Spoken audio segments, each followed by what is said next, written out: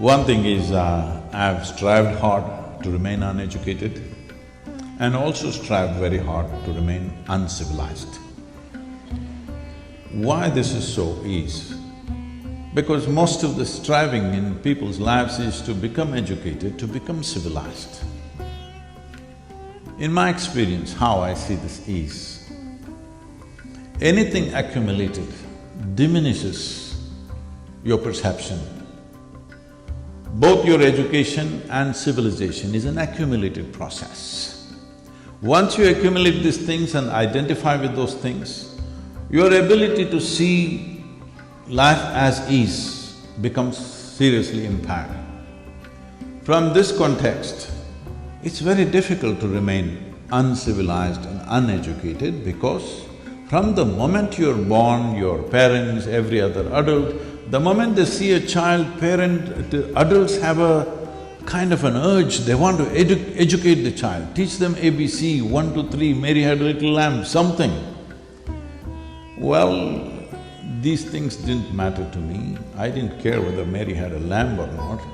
So, consciously remaining uninfluenced by all the information that's thrown at you in so many different ways.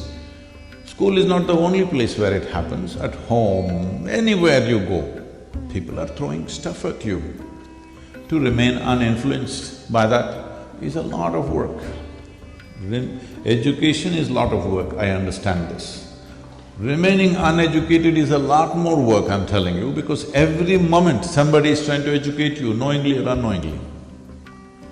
So, having said that,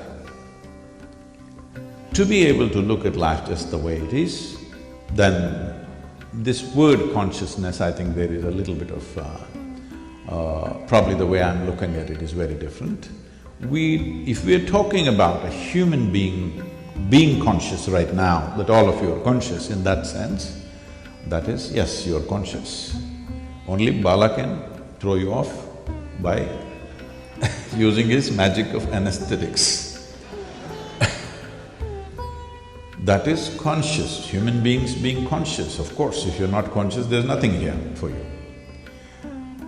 But consciousness, an English word consciousness doesn't really represent that, but generally we think we are talking about an intelligence beyond our own intellect, which is functioning within us right now. When I say functioning, well, you can explain the physical process of many things, but a piece of bread doesn't look like you, feel like you, nor does it have your intelligence, but if you put it inside, in some way it becomes you.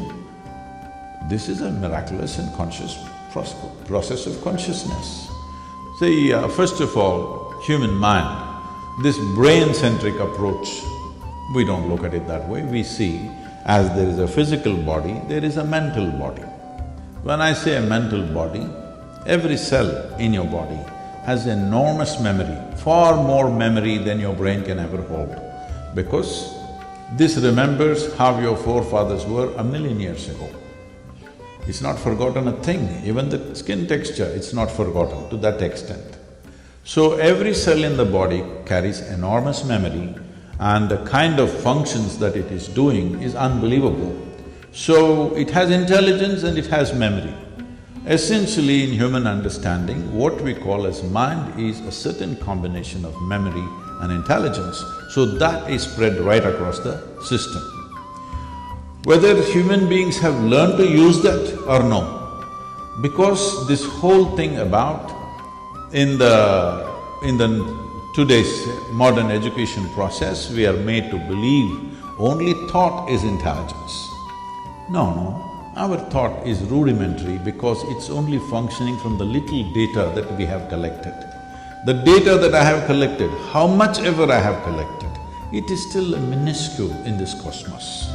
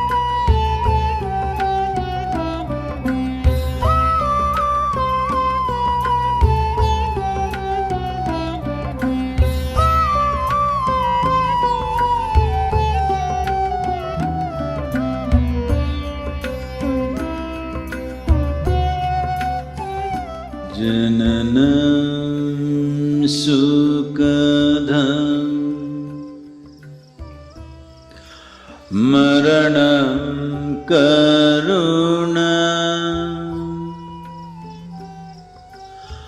milanam madura smaranam karuna kalavashadiha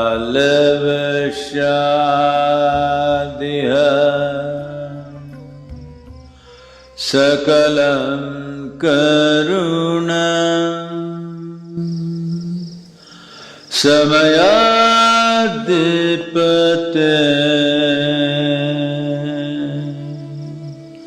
akilam karunam.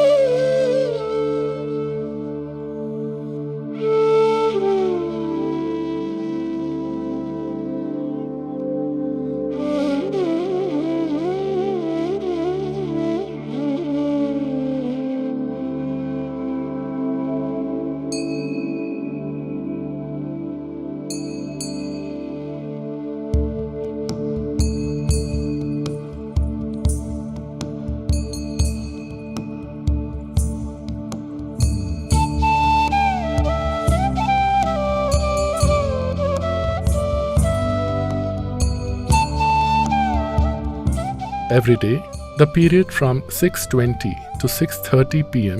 is an opportunity to experience Sadhguru's presence and establish a special contact with him. You can experience Sadhguru's presence during this period at your local time, irrespective of your physical location. The presence time also involves the Brahmananda Swarupa chant, a consecrated sound.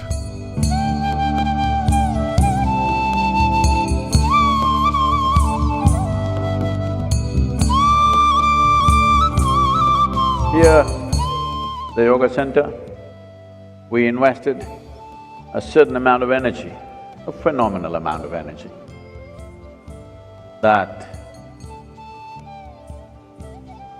even if you're like a stone, we can shake your spine a little bit. We can have you reverberating, no matter who you are. If with little willingness, if you come. If you come with unwillingness, we are willing to work with you. So we invested energies, and particularly for those of you who are little resembling rocks, I'm not saying rocks in a negative way, you know you're rock. That's not negative. You rock. It's just grammatically wrong, so I'm saying you are like a rock. Even if you are like a rock,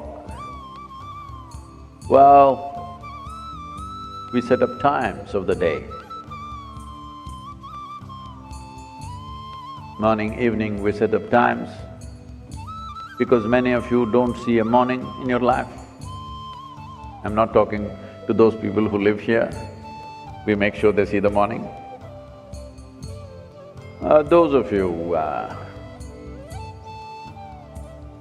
who come from other places and those of you who are on the live stream, if you've not seen a sunrise, I don't want to disturb your lifestyle. So evening, 6:20, we have set a time.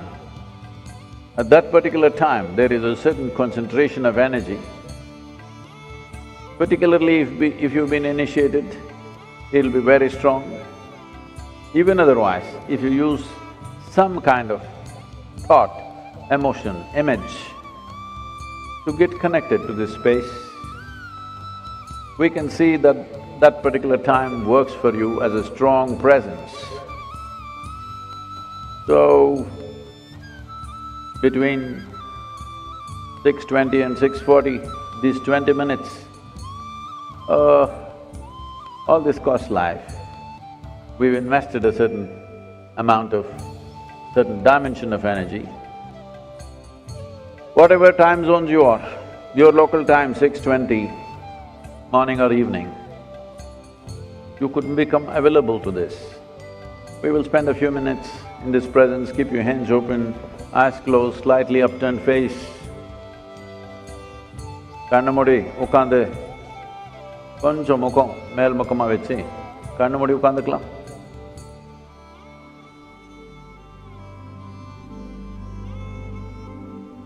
மனிதனா இருந்தாலும் கொஞ்சம், அதுக்கு கம்மியா இருந்தாலும் பண்ணிக்கலாம். என்னத்துக்கு என்ன, கொஞ்சம் பேர் அந்த சின்ன செடி மேலே ஏறி உட்காந்துக்கிறாங்களா, அவருக்கெல்லாம் சொல்றேன் நான். கண்ணு மூடி உட்காந்துக்கலாமே, கொஞ்சம் பரிமாண செயல் நடந்துடும்.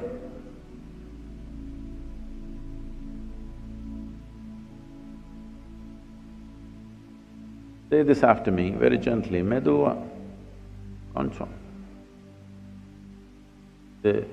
என் பின்ன சொல்லலாம், என் கூட வேண்டாம், என் பின்ன சொல்லுங்க. பிரம்மானந்த ஸ்வரூபா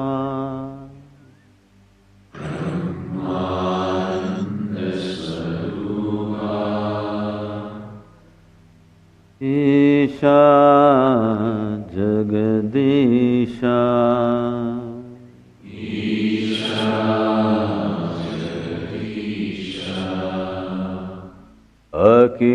अखिलानंद स्वरूपा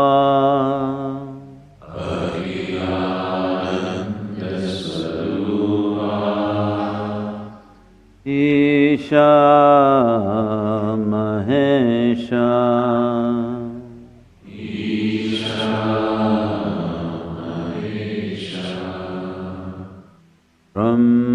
ब्रह्मानंद स्वरूपा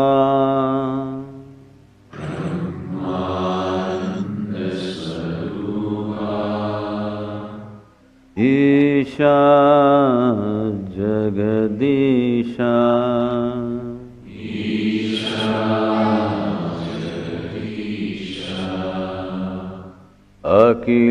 अखिलानंद स्वरूपा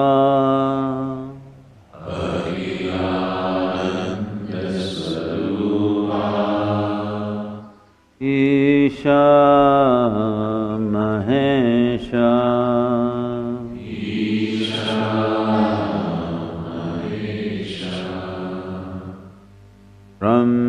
ब्रह्मानंद स्वरूपा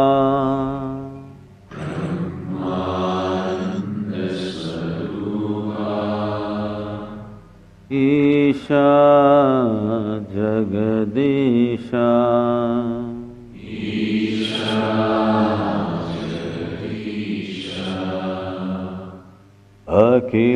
अखिलानंद स्वरूपा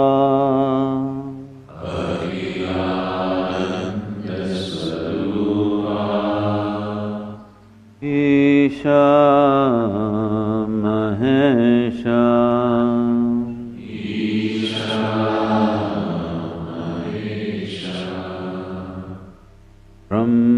ब्रह्मानंद स्वरूपा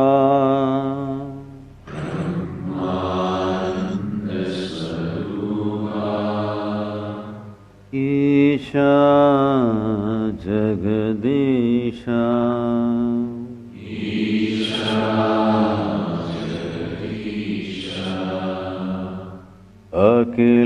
अखिलानंद स्वरूपा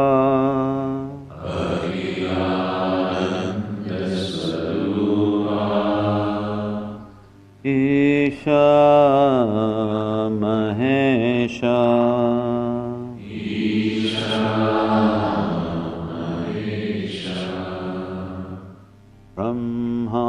ब्रह्मानंद स्वरूपा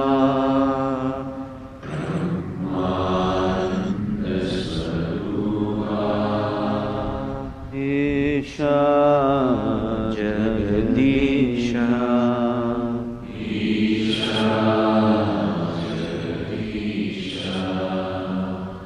Akhilanand Swarupa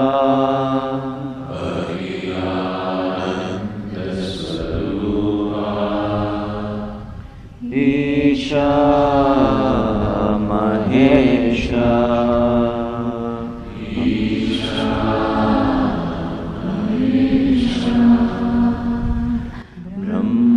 Brahmananda Swarupa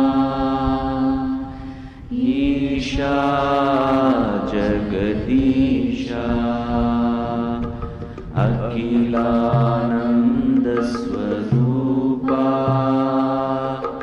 Isha Mahesha Brahmananda Swarupa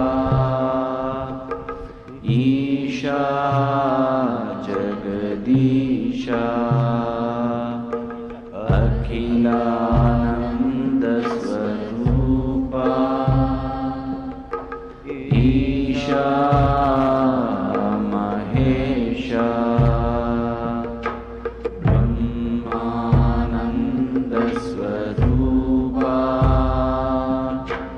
Isha Jagadisha Akhilananda Swarupa Isha Mahesha Brahmananda Swarupa Isha Jagadisha Akhilananda Swarupa Isha Mahesha Brahmananda Swarupa Isha Jagadisha Akhilananda Swarupa Isha Mahesha Brahmananda Swarupa Isha Jagadisha Akhilananda Swarupa Isha Mahesha Brahmananda Swarupa Isha Jagadisha Akhilananda Swarupa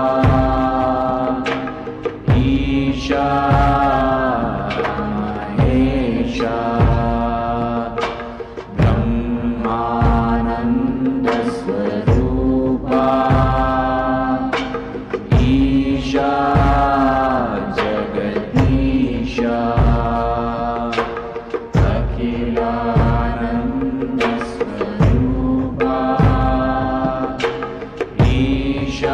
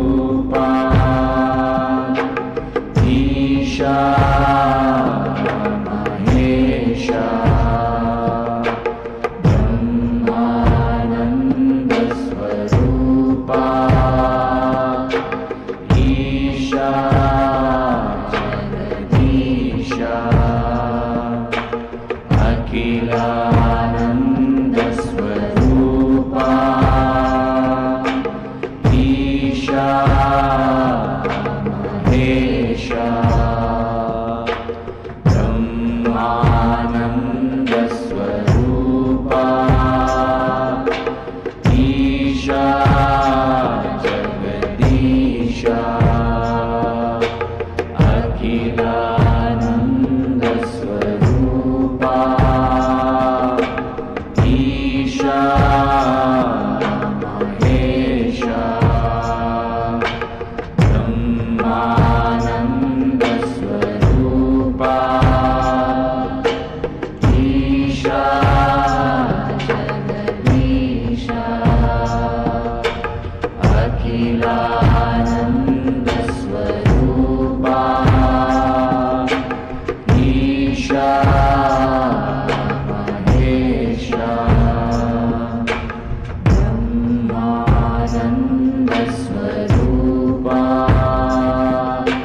Isha Jagadisha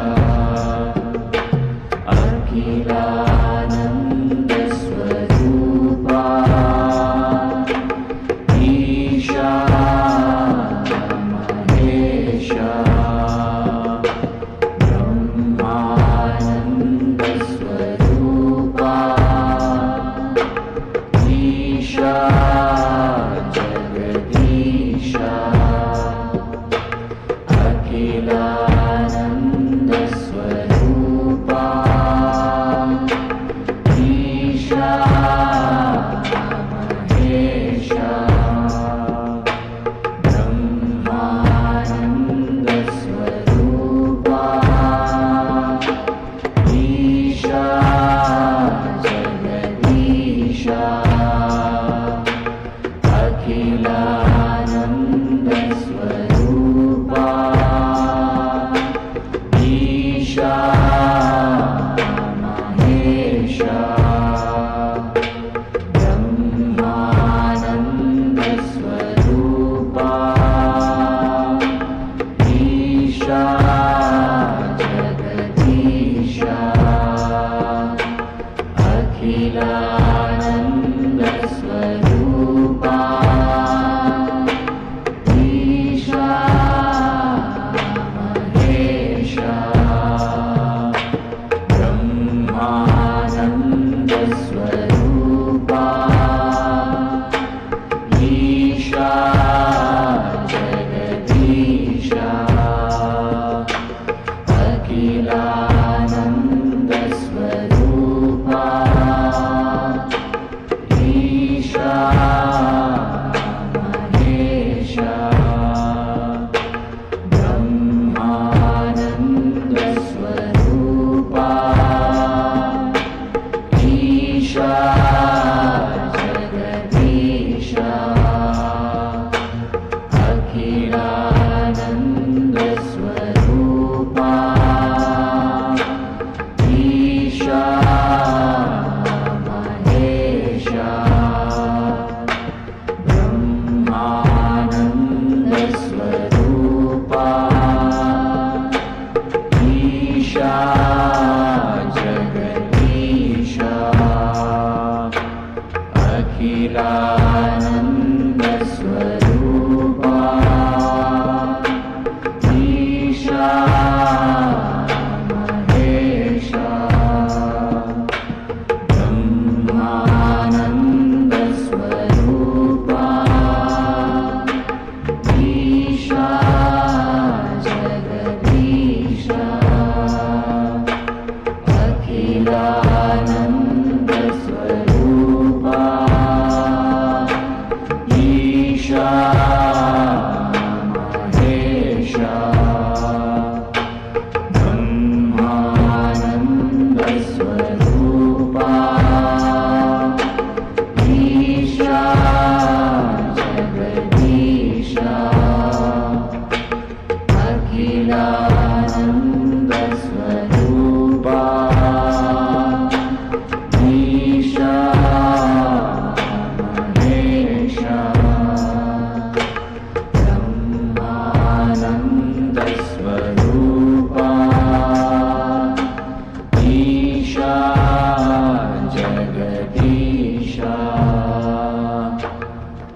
Akhilananda Swarupa Isha Mahesha.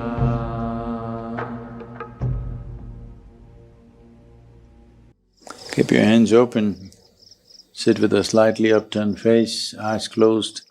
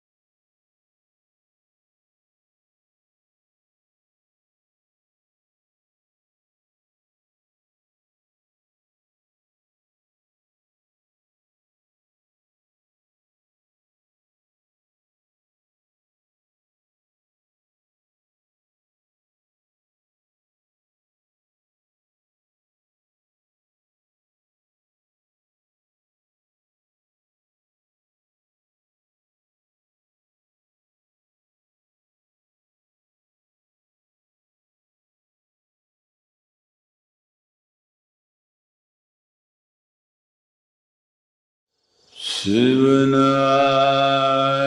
bandhana Yogeshwara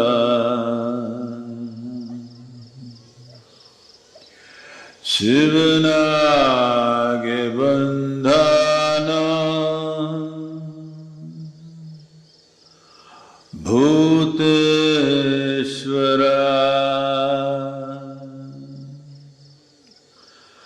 Shivanage bandhana Lingeshwara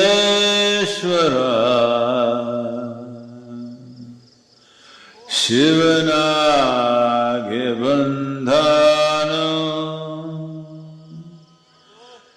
Jagadishwara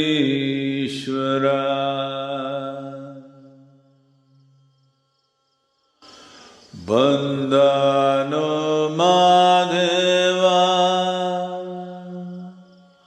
Baharupiya Kandano Kandhano Ijiviya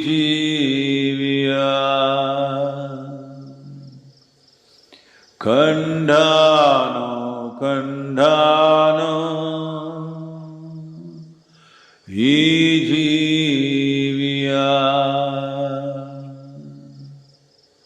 Yanjiva Veundhano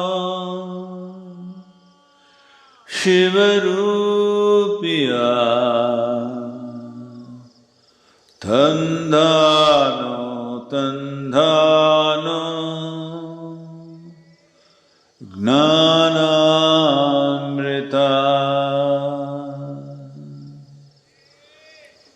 Tandhano Tandhano Gnanamrita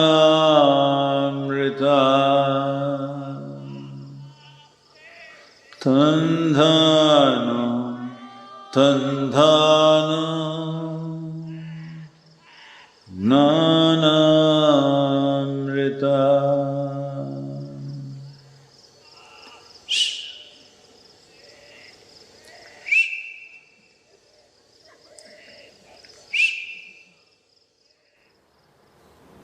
Take your own time.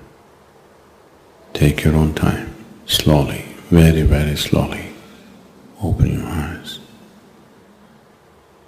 So before we decided what should we talk about, and after going through Dr. Pinker's profile, we went back and forth on what title we should keep.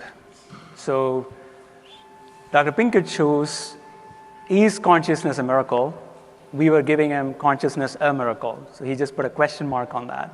And you tweeted last night, so I would love to hear from you what, in your view, consciousness means and why the question mark. Yeah, there is some of you may have heard of Betteridge's law of headlines, which is that in a newspaper or magazine, any headline that begins with a question mark has the answer no. And I think that applies to at least to my opinion of the resolution for today, the question, is consciousness a miracle? No. So what is consciousness? Well, as Louis Armstrong was once asked to define jazz, and he said, if you have to ask, you'll never know. So we all know what consciousness is. It is our waking awareness. It is the experience that we are all having right at this moment. Is consciousness a miracle? No, and here's why. Consciousness consists of patterns of activity in the brain. We can be a bit more specific, but I won't go into detail, but there's reason to think that it can be specified as rhythmic, synchronized patterns of activity, perhaps in the gamma range or higher, involving loops between the thalamus, prefrontal cortex, parietal cortex, and other brain regions. Why do we think that? Well, findings in neuroscience that go back almost a century or more. My compatriot, Dr. Wilder Penfield, a Montreal neurosurgeon, there's a street named after him now, found that during neurosurgery, when the brain was exposed, part of the skull removed, and as we all know, the brain has no pain receptors, so that brain surgery can be done while the patient is conscious. And he found that when he stimulated the cortex with an electrode, he could cause the patient to have a vivid, lifelike experience. They could think that they were at their 8-year-old birthday party, for example. So electricity causes consciousness, not a miracle. Drugs affect consciousness. That's why we take mood-altering drugs, or whether recreational or therapeutic. So chemistry causes consciousness. If a part of the brain is removed through surgery because of a tumor, through a head injury or a stroke, then a part of consciousness is affected, and the person may lose the experience of seeing color or recognizing objects, or even envisioning themselves at some future time, depending on where the lesion is. This is not just a correlate, but we know that the intact brain wiring is necessary for consciousness. It's not just two things happening at the same time, because if a part of the brain is damaged, the person no longer has the corresponding experience, and say if the optic nerve is cut, the person's blind. We also know that if we allow the brain to function normally, that the patterns of activity that correspond to consciousness are increasingly capable of being read, that any conscious experience has a corresponding brain signature, and through functional magnetic resonance imaging and machine learning, we're getting closer and closer to being able to read out someone's consciousness from their pattern of brain activity. Again, not a miracle. It's patterns of electromagnetic signatures from blood flow. All of these are physical entities, and picked up by a very strong magnet, another physical entity, and we can see what the person is thinking.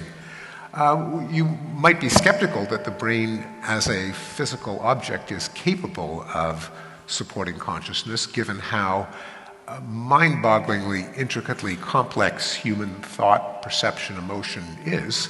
But, and indeed, if we opened up the skull and it was filled with spam, then you might say that consciousness really is a miracle. But it's not filled with spam. It's filled with tissue that is certainly commensurate in its complexity to the complexity of consciousness. 86 billion neurons, possibly 100 trillion synapses.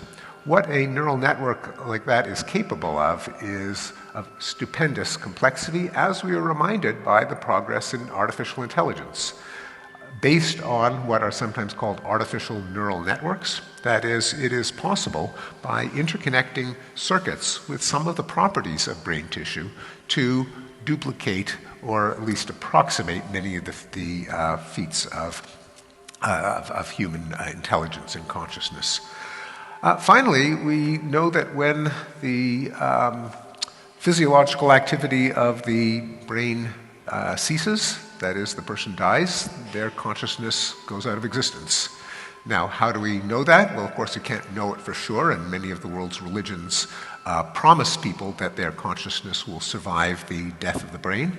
But if that were true, and if at least there were some kind of connection, contact, information transfer between this alleged continuation of consciousness after the cessation of physiological function, you would be able to have seances where you communicate with the souls of the dead, as they did not least at Harvard 120, 130 years ago. We now know that this is all flim-flam, this is stage magic, and there is a way to verify whether you really are communicating with the souls of the dead. You can ask Aunt Hilda where she hid her jewelry.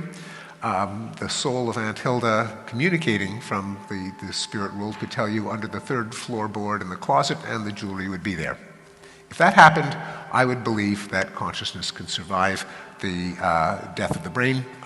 That has never happened, and I'd be willing to bet a lot of money that it never will. Thank you. Now, admittedly, I think one of the reasons that it is tempting to think that consciousness is a miracle, despite all of the overwhelming evidence that it consists of neural activity, is there does feel to be a bit of a qualitative gap. Philosophers call it the explanatory gap. Namely, why should all that neural activity actually feel like something if it's your brain? This is a mind-boggling enigma, conundrum, and it leads to late-night dorm room conversations like, how do I know that the red that you're seeing when you see red is the same as the red that I see when I'm seeing red? And how do I know that you're not a zombie, that you're not actually, you might have circuitry that duplicates intelligent behavior, but for all I know, there's no one home, that you're just a robot. How do you know that I'm not a zombie? There are many conundra like these, conundrums, where our mind just doesn't feel satisfied that something like neural activity could give rise to that which we feel from the inside. On the other hand, I'm a cognitive psychologist. I'm interested in how the mind works, and I know that there are a lot of things that we have trouble wrapping our mind around. That doesn't mean they're miracles. What happened before the Big Bang? Well, physicists will tell us that's probably not the right question because time came into existence with the Big Bang. But still, I can't help but thinking of this itty-bitty little speck just sort of sitting there for many, many years, and then suddenly it explodes. Now, that's not, physicists will tell us that's not actually what happens, and you've got to stop thinking of it that way, but I can't help thinking about it that way. I've got the brain that I have. Likewise, there are many other facts that I know are true, but that I have trouble appreciating. Again, it doesn't mean they're miracles, but people are tempted to think that they're miracles. In the case of the Big Bang, it was, first there was God, he went Shazam, the whole universe came into existence. That's a kind of a tempting way of satisfying our frustration, our cognitive hunger for an intuitive explanation where it just may be that our mind doesn't work in a way that is harmonious with what our best science tells us. I'll give one more example since I am a psycholinguist. I'm interested in language. So, meaning, word meaning.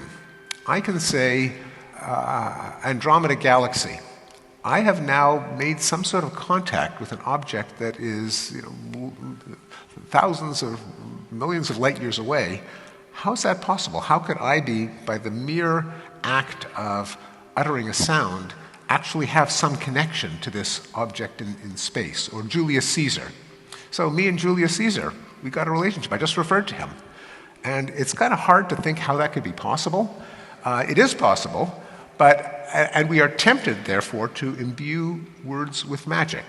That it is because of that uncanny relationship between words and the world that people in many cultures fall for prayers and incantations and curses, the belief that actually saying something can change the state of the world. So I'm going over these just to make the point that the human mind is very good at thinking certain kinds of thoughts, other kinds of thoughts, even though our best science tells us certain facts, it just doesn't sit well with our intuitions. And I think the appropriate response is, so much the worse for our intuitions. Why would we think that our intuitions are going to harmonize with what our best science tells us? There is a tendency to turn this puzzlement, this kind of head-scratching, into miracles, but that is a fallacy. And so even though there's that one last ingredient about consciousness, sometimes it's called the explanatory gap, sometimes called the so-called hard problem of consciousness. That's a bit of a joke because the so-called easy problem is anything but easy. But the fact that neural activity, the system undergoing neural activity has an experience is something that is hard to wrap our mind around, but it is a fallacy to say, well, it's not intuitive to me, therefore it's a miracle. Not a miracle. Thank you.